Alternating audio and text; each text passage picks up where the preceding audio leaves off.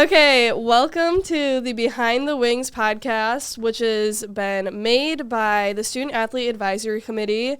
I'm Lizzie Maurer, and I'm the SAAC president. I'm Chris Hoover, and I'm the SAAC vice president. And our guest today is... That's you. Greg Bamberger, director of athletics. Okay, so we're so excited to get this going, and we're going to just start off with a quick Fighting Falcons recap. So because this podcast is every 2 weeks, in the beginning, we're going to go over everything that's happened in the past 2 weeks. So first off, basketball 2024-2025 season tickets are available on the Fairmont State Athletics website. Women's volleyball picked up some big wins over Salem, Point Park, and Frostburg State. Bailey Osvig picked up 57 total kills. Kelsey Dangerfield totaled 80 assists, and Josie Skin tallied 60 digs. Women's soccer added one win against Glenville and lost to Wesleyan at the University of Charleston. Philippa Stahlhammer collected one goal, and Olivia Johnston made a total of 14 saves. Both men's and women's golf competed in the Mountain East Conference tournament.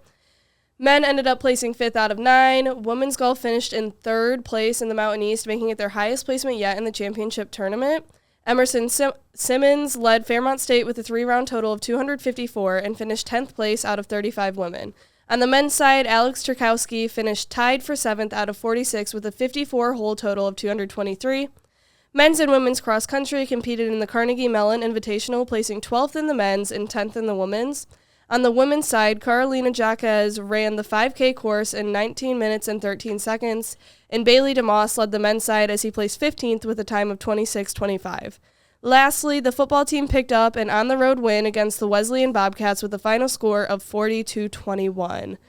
And that is our recap. It's been a pretty good 2 weeks, I would say. Lots of wins, lots of big things. Absolutely. Yeah. Greg, how do you feel about the last 2 weeks? It's been good. Good. I think it's good to see the fall teams doing what they're doing, and they're starting to gel together and getting ready for the second half of their seasons. Yeah, I agree. It's been fun to see them fully growing, and I know we're kind of coming in the middle of their seasons, but really amazing things have been happening. So, Chris, do you want to kind of get started with our interview portion? Of course. So, Greg, we're just kind of going to ask you some questions just to get an inside look at what you do as the athletic director, what some people might not know you do, and also just a little bit of personal stuff maybe. So don't break it. Sorry. Just to start here, what is the hardest part of your job as the Fairmont State athletic director? I don't know. Honestly, I pre-read that question, and I don't know that there's such thing as a hard part. Mm-hmm. I think there's some things you might not like as much as other things. Yeah. And probably my least favorite thing to deal with is just people that don't get it, whether it's student athletes, parents, coaches, faculty members, whoever it might be. People that just don't understand what we do, and it gets frustrating when people just think they know about athletics, but they really don't. Yeah. And that's probably the most difficult thing to deal with. Yeah, I could see that. What is it that you would say you do whenever you encounter people that maybe don't get it? How do you try to help them see the work we do, the impacts we can make in the community and across the nation? I think mostly it's just letting people know about the positive things that come from the world of athletics, the lessons that people learn, the life lessons that people learn by being a student athlete, especially at the college level, and just try to educate people. Because I've said this before, and I say it to numerous types of groups. I think there's so many things you learn through athletics that you don't learn in the classroom and you don't learn in other areas that really take you forward in life. And I think if people understand that, that's the thing that I think is that a lot of people don't understand if they've never been in a locker room, they've never been part of an athletic team at the collegiate level. Yeah. I agree with that. I feel like I've learned a lot as a student athlete, and I don't know if my learnings would be as rich without athletics. And, I would be still the same student and everything, but I feel like I've learned so much from being a college athlete. So you really hit that on the head. So our next question is kind of the flip side of the last one, and it is, what is your favorite part about your job? I've said this numerous times. My favorite part, and not just because I'm in a room of 4 student athletes, is because I'm working with student athletes, working with 18 to 22-year-old young men and women, and helping them get ready for the rest of their life. That's Yeah. exactly the favorite part of it. It keeps me young, without a doubt. But it also just is very satisfying when I see student athletes come here as little boys and girls as they come in here at 17 or 18-year-olds. Then they leave here as 22 or 23-year-old young men and women ready to take on their life. And I think the fact that when I say we, athletic administration, coaches, faculty members, all of us on the college campus, I think that's our job is to prepare you guys for the rest of your lives. But working with the student athletes and watching them grow as young men and women is absolutely my favorite part of what we do. Yeah. So I think that actually ties in. I'm going to jump around our questions a little bit.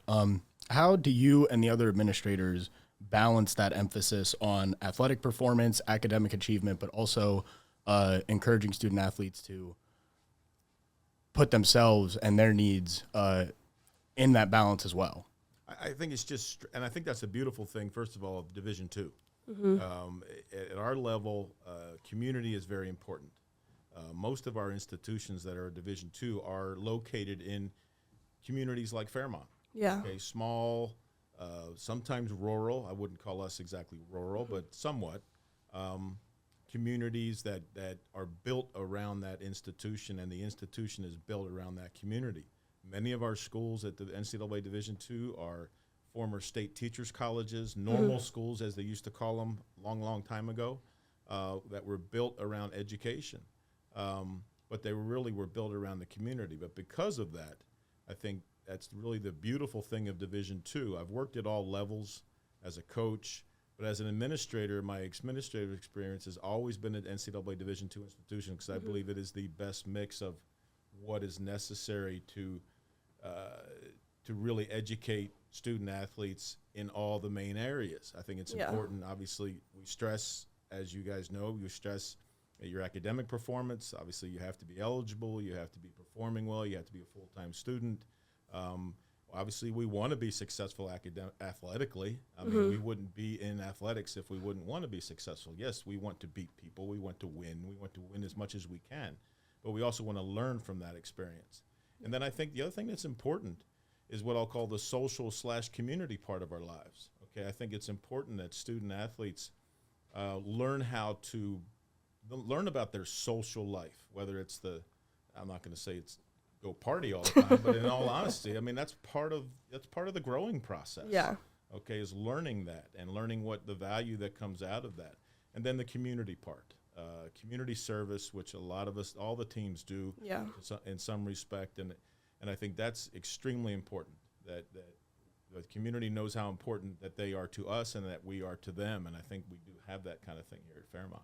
Yeah, and I mean, I think it's really cool that Fairmont State is so big on the community, and I know SAAC as a whole, we're working to get every single team involved, because I know, like, men's basketball is, like, insanely talented in getting out into the community and doing things like that, but it's really cool to know that, like, Fairmont is a place where we can foster and build a community and, like, help them, and they'll come back and support us through our athletic endeavors. So absolutely. They want to get to know you guys, and I think it's important that student athletes, when they come here, if they're not from a town like this or not from here, that they learn how important that is. Yeah, and I mean, I'm from Michigan, so West Virginia and this little town is, like, completely new to me. So I've definitely learned in my past, like, 3.5 years here that it means a lot, and everybody here knows everybody, and that's a good thing. It's not a bad thing, like some people say.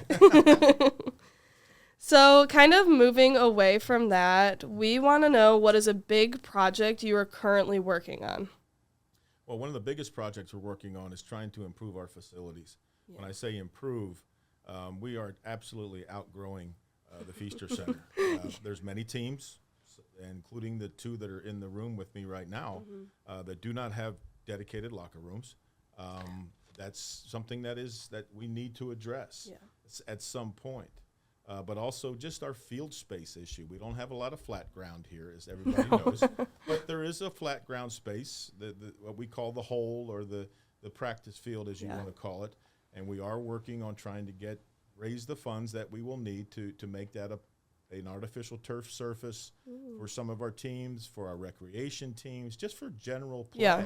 right now as a regular student here, if you just want to run around and just go play Frisbee or just go do something outside, you have no place to do that if it's a little bit bad weather and it's soft, or obviously the stadium field is used basically 24/7 by our athletic teams. We have 4 teams fighting over it all the time. So that's the biggest part. It's trying to expand our usable recreation / athletic space. And then eventually we're going to need some brick and mortar buildings. Yeah. We're going to need to get some people out of Feaster or add to Feaster so we can offer the services and the facilities that all of our teams deserve. Yeah. So, again, I'm going to continue to jump around a little bit. So, if magically you just got the budget of a big Division I school, what would be the first thing you would want to spend that money on? That's a great question. I think the first thing would be trying to address those needs, address facility needs, whether it's playing surfaces or practice surfaces, and then locker rooms, offices, all of those kind of things that people need. And then I think we start to look at personnel. Okay, we have, and it's not a secret, I mean, we have 3 teams that have full-time assistant coaches, okay? Every other team does not, but doesn't mean they don't deserve them, doesn't mean that they shouldn't have them. Of course they should. Yeah. But it comes down to resources. But then again, if you're going to hire a full-time assistant coach for someone, then we need a place to put them. Yeah. Okay, I mean, you walk down the hallway on the 3rd floor, and we have many coaches in there as just the head coach. But then if you want to put someone else on a full-time basis, there's no place to put them.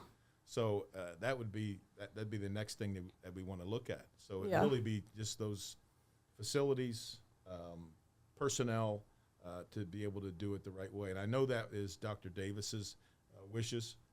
He wants us to be the best Division II program, not just in the region. He wants us to be the best athletic program in the country at some point. So we need to build, and it takes resources and it takes time. Yeah. I know Dr. Davis, he really has made an impact on, I think, everybody in this room. Absolutely. He understands the importance of athletics at this university and understands that's a large demographic of students. And I feel like in the past, we haven't necessarily felt that, but Dr. Davis has done a really good job of making sure we feel included and cared for in his next steps for the future of this university. And I also would just like to say the facility updates that have happened, I know Feaster looks awesome in where Acro competes, but the paint and all the decals and the new video board, I'm really excited to compete in there this season because I'm like, oh, it's new and everybody's going to think it's cool. So I can see the improvements that are being made, and obviously there's always room for more, but I think what we are doing is on the right path for sure. And I tell you, the people we have to thank for that are donors. Yes.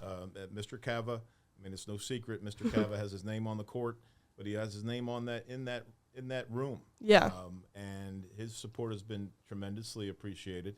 But back to Dr. Davis, he not only is as visible in athletics, he does this for every group that's on everybody. Campus. I mean, he'll go to the plays and he'll go to other functions, and he gets as excited for anybody that's representing Fairmont State and doing well. He gets just as excited for them. Yeah. So sometimes people think he just does all athletic stuff. No, he really doesn't. He does it for every group on this campus. He's truly awesome. I think he's one of the best things to happen to this university, and his love for this area and just genuine care for every single student on campus is amazing. And I think it's going to be hard to go through every single podcast without mentioning him because I feel like we'll bring him up a lot, but probably will. He just the impact he has on every student and every faculty member here is unmatched. And the vision he has for the future of this university, I'm excited to come back in 10, 20 years and see the places that this university has gone. Yeah. And that's important. That's important because getting alumni back, and we had a great alumni turnout at our last that was awesome. Homecoming and our Hall of Fame event. We had almost 300 people there. Wow. And which was fantastic. So that's the kind of thing. As long as people start coming back, and then they'll help us get where we want to go. Yeah, really for sure. Yeah. So Chris, you want to go to the next? So take us up to the 3rd floor of the Feaster Center, all right? Or maybe around campus. Sure. Who is your favorite person that you work with? This is behind the wings, so we need an inside Behind look. the wings, but Yeah. it's like public. I don't know that I have a favorite. I mean, I love my administrative staff. I mean, Darlene Horner, who sits right outside my office, does more than anybody knows. She's probably forgotten more about working in an athletic department than some of us know. But all of the administrative staff, I do enjoy working with them. We meet on a weekly basis and talk about the good and the bad and the ugly and everything that we've got to do better, that we didn't do well, or that we want to keep doing well. And coaches, we've got it, and we say it all the time to each other. I've got a great bunch of coaches. They work hard. They get it. They want to push. I encourage them to push the edge of the envelope and be as aggressive as you can in recruiting and working with your athletes, but they understand where the line is drawn. And then as far as our student athletes are concerned, I mean, we always look at each other and says, we got a bunch of good kids. Yes, you are still kids, but we do. I mean, you look around and they're just good people. Yeah. And I think that's extremely important. So I'm not going to single one person out for this. Well, I feel like that just speaks to the community that Fairmont State really is. And I know we've touched on that a good bit, but everybody really knows everybody and has a genuine care. So, I mean, we just keep hitting on that, which is forever true. All right. Absolutely.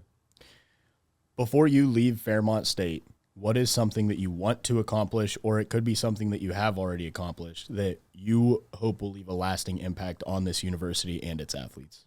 Well, I hope that the student athletes that are here while I'm in the position that I'm in feel that after their 4 years here or 5 years or whatever it takes them to get through, that they appreciate everything that they were, that the opportunity that they had. Yeah. That's the biggest thing, that when student athletes come back and they're thankful for their academic experience, their athletic experience, the coaching that they received, the care they received from the athletic training room or whatever else it might be, that they really felt good about it. Now, ultimately, I'd love to see some new facilities. I'd love to see that field project get done, which I think it's going to here. It's still going to be a couple of years out. And then I'd love to see some more building, just growth. Yeah. Whether it's actual physical growth or just growth as a department. I'd like to see that we do get those full-time assistant coaches in some sports. Maybe we add some sport opportunities down the road, but we're not going to even talk about it until we can support the teams that we do have the way we want to. For sure. So I think we're kind of moving into the more fun questions instead of the serious ones. But this one I'm excited to hear. But what team do you like to eavesdrop on the most? Eavesdrop. Yes. See, that sounds like being sneaky. Oh, I mean, like if you're go watch. Go watch or like listen into like the conversations. Like, of course, you want me to say acrobatics. Well, yeah. Yes, you do. Because we're fun, but there's got to be some other teams that are interesting and like you pop your head in there. I pop my head in all the teams as best I can. Yes. Okay. I do enjoy coming to watch A&T practice because you guys do like crazy stuff, and I'm like amazed by what you can do. But I do watch, like, coming to all the practices. Yeah. I really do. I mean, wrestling's wrestling and football's football. I know what's going on with football, but some of the sports that I don't really understand as much, being acrobatics and tumbling, it's interesting to watch. Yeah. And so there's not, again, I'm not going to single anybody out. I think we have our answer. Very safe answers. I am outnumbered by there's 3 acro people in here, so I mean, I feel like I would be interested to know like what's going on with like the football team at all times. And I mean, like they're so big and there has to be so much going on. Like that would totally be the team I'd like poke my nose into. It wherever I was. Because there's got to be some like interesting stuff going on. Well, it's not rocket science. Yeah. I mean, I coached football for 17 years at the college I forget level, that you were a football coach. And it's some people, and in all sports, we make it harder than it really is. Yeah. Okay, there are games, and we're playing at a high level. All of our athletics are done at a high level. Yeah. But it's not like we're not reinventing the wheel here. Yeah, Okay, that's true. It's sports, and it's find kids that work hard and listen, and then you can be successful. Yep. All right, Chris. Next one. What would you want your last meal to be? You know what? It's funny you asked that. I saw it on there because I was asked that by a former GA that now works at the University of Pennsylvania. He just sent me a text. Just randomly? Randomly. What do you want your last meal to be? So, and I actually had a great answer for it. Actually, I have it on my phone, but I know it. Okay. He's ready. It's an 8-ounce piece of filet, bacon wrapped filet, medium rare. Okay. Baked potato loaded. Oh, yeah. Okay. Broccoli. Okay. A wedge salad with blue cheese dressing. Okay. And probably a 6-pack of Yingling, and I'm good. That's, right? I mean. That's like it. The steak has to be cooked exactly right. Yeah, you'll send it back if it's not. A little bloody, Yeah. but that's okay. That's pretty impressive. I don't even think I could come up with an answer, but the fact that's when my wife and I if my wife and I ever go out to a steakhouse, which we do occasionally, not very often, I'll look at the menu. I look at all the stuff, and I always come back to a filet, medium rare, baked potato, wedge salad with blue cheese dressing, and a couple of beverages. It's your go-to. I love that. It's never wrong. Yeah. Okay, so this is kind of our last question. But who is going to win the Super Bowl? And there is a wrong answer to this. I can tell you who is not going to win the Super Bowl. Who's not going to win the Super Bowl? And that's my Philadelphia Eagles. Yeah, okay? I'm sorry. And I really don't care. I'm not very happy with them. I'm a typical Philadelphia fan. I love them and I hate them. All the teams. Yeah. I love the Eagles and I love the Phillies and I hate the Phillies and I hate the Eagles. Yep. At times. But that's what we do. That's what Philly fans do. Yeah. I'd love to say the Eagles, but it's not going to be. Mm-hmm. I would really like to see the Super Bowl to be Baltimore against Washington. Okay, see, that's the wrong answer. That would be very cool. Well, I think the wrong answer. It's not the Detroit Lions. Come on! The Lions are having a great year. I like the Lions. The Lions have a former Kutztown football player on the team. Really? Craig Reynolds, number 13. Oh, my gosh. Was a young man that played at the school I used to be at. Wow. He is on the team, so I'd love to see the Lions do it. Yeah. I don't think they will. Okay. But they have a better chance than the Eagles do. Yeah. I can tell So. you right now. Well. And if there's any Eagles fans that ever listen to this, I really don't care. Because I'm not very happy with them. Well, I don't think the Lions fans are going to be very happy with you, but I might be the only one watching. But I just think a Baltimore-Washington Super Bowl would be really cool. Could be fun. Yeah. Yes, I think it would be cool. So I do have one more off-script last question, and I'm asking for one friend specifically. What is your opening word for Wordle? My opening word, it rotates. Oh, you're rotating. There are times that I go with the 3 syllables, like a voice or a do or a door. I do go with the three. What did I say? Not syllable. Vowel. Vowel. 3 vowel. Yeah. That's sometimes a good choice. I float it. I move it around. Yeah. I move it around. My wife and I play on a daily basis. It's a bit of a competition. When one of us gets the magic, like, you do one thing and you get one letter in the right place, and then you pull it out of your you-know-what on the second one, then she'll go, "Oh, you cheated," and I say the same thing to her. Yeah. But we actually enjoy playing Wordle. It's fun. It is. But if any of us if either one of us gets to like 6, Mm-hmm. then we stop until we go home and we see each other and we kind of like go back and forth, so we don't lose our streak. Yeah, you can't lose the streak. Well, she lost actually almost a 2-year streak just the other Oh. Wow. day. She was not happy. She was like 500 and some straight. Wow. And she Devastating. lost it, so she's a little upset. I think that could be the biggest loss in Any of Fairmont you State have- athletics currently. If you ever have her in class, just tell her. Okay. She'll be okay. We'll tell her. Okay. Have you ever gotten it on the first try? Legally, I don't think so. If I had an inkling of what it was, then yes. I've gotten some 2s, which I'm like, Yeah. where the hell did that come from? It just happened. 3s, 4s, obviously probably the most common. Yeah. But See, my start word is teary, so Teary, and it was last season. We had a Wednesday meet against Hawaii Pacific, and I got it on the first try. And then we won the meet. So I was convinced we won the meet because my Wordle, but I would have quit playing after that. No, never. You got to keep. You have to keep going. If you get it honestly in one, I'd stop. You can tell this is a room full of athletes because we're getting too competitive about a word game. I don't think I've ever got it. Like maybe I have, but maybe I might have cheated though. Oh, Greg, you can't It's cheat. like a minute. You can't cheat on Wordle. Well, how you can? Oh my gosh. Yes. There's ways. Oh, I'm sure there's ways, but we can't share them to the public because No. those are our secrets. Absolutely. All right. So with that, we are going to wrap up the interview section and discuss our upcoming events. So October 21st and 22nd, men's golf is away at Bluefield State. October 22nd, women's volleyball is away at Shepherd University. October 23rd, women's soccer is home versus West Liberty University. October 25th, women's volleyball is home versus Davis and Elkins. October 25th, football is away at University of Charleston. October 26th, men's and women's cross country at the Mountain East Conference Championships.